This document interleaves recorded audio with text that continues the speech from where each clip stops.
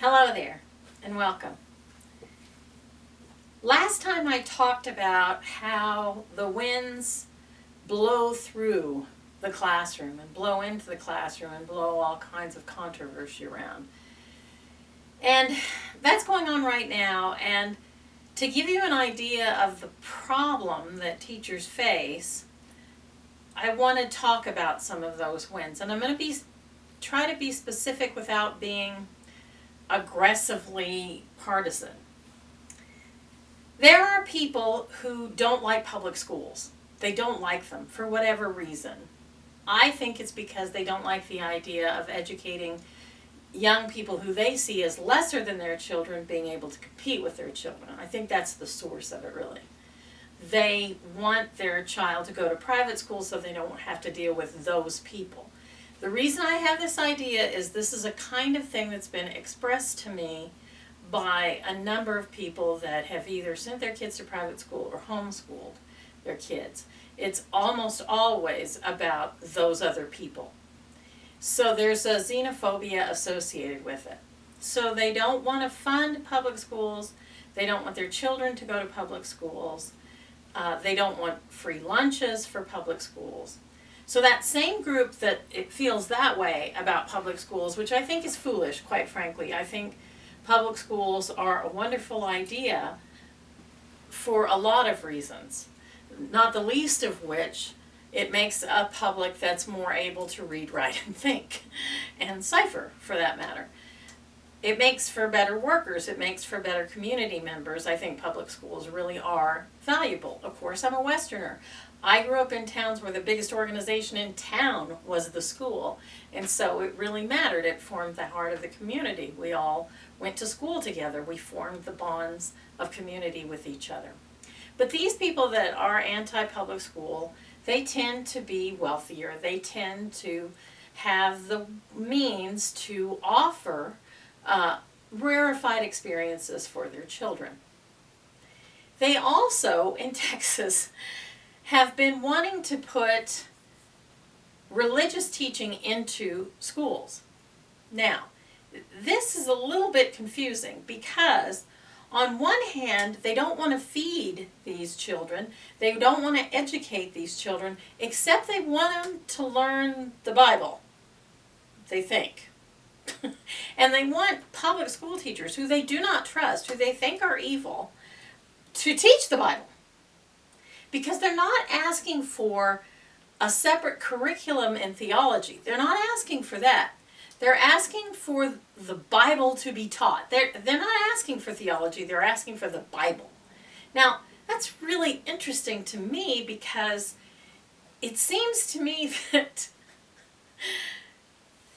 that thinking hasn't been weighed on a scale.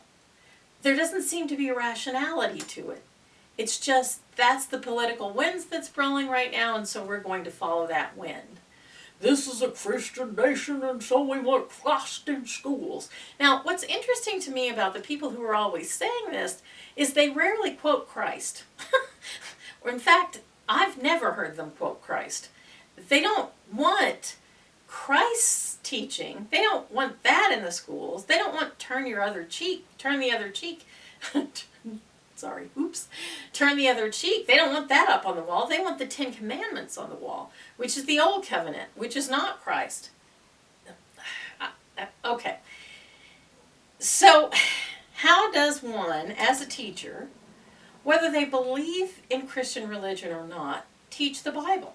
Well, the Bible is a wonderful source of history, of story, of morality. It can be used in all those ways.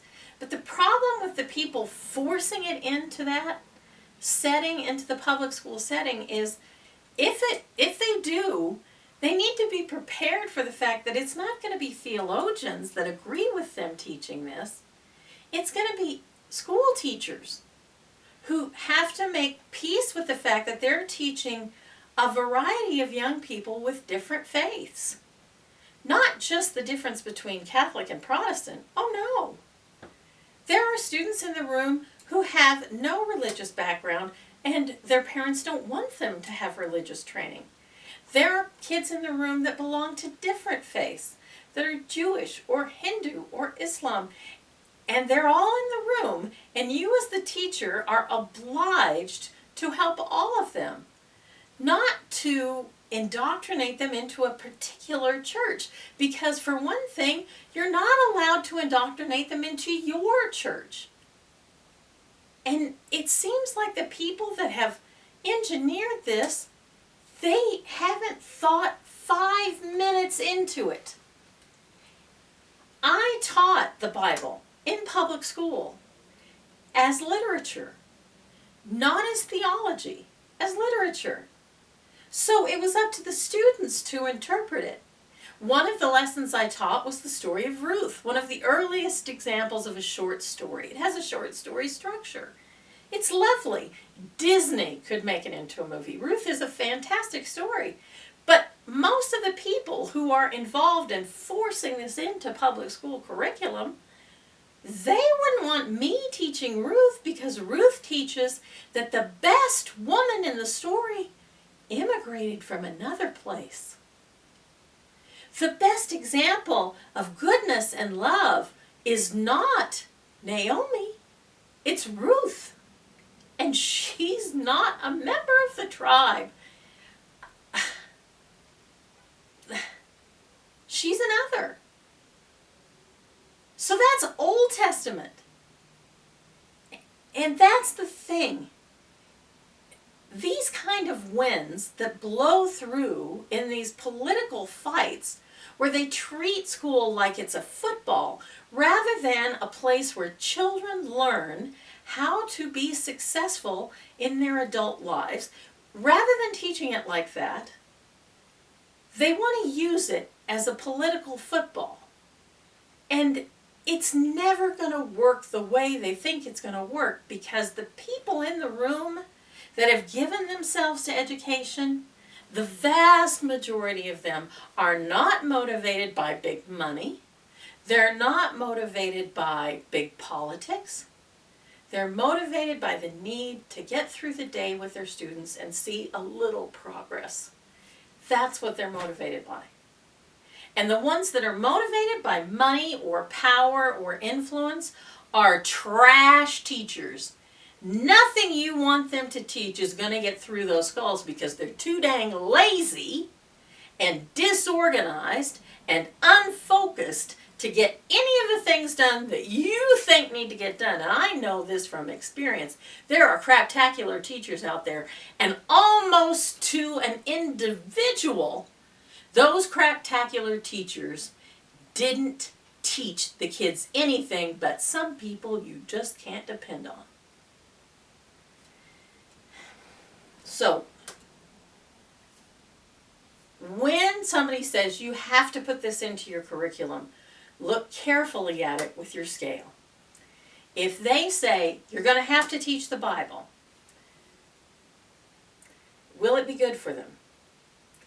Well, if I teach it as a story rather than theology, yes, I think it could make them better readers, writers, and thinkers. So yes, I can do it. Will I teach it the way somebody who's never taught a class in their lives and doesn't care a thing for a single one of my students or for me or for my community, but just themselves and just their egos, will I be able to teach it the way that will satisfy them? No, and I won't, because it wouldn't be good for my kids. But that's my classroom. They don't want to come down off their high horse and get in that classroom. They don't want to work that hard. They're allergic to that level of love and goodness. And so they won't ever come in the room. They might come for your job. But look, Frank O'Connor, who wrote Angela's Ashes, got fired from teaching jobs, which is a hard thing to do. You have to work to get fired from a teaching job, but he did. But you can survive it. And you will.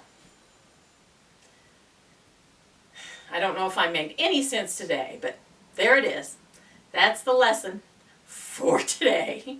I hope you have a glorious rest of the day, and I hope you see me again, you gorgeous people.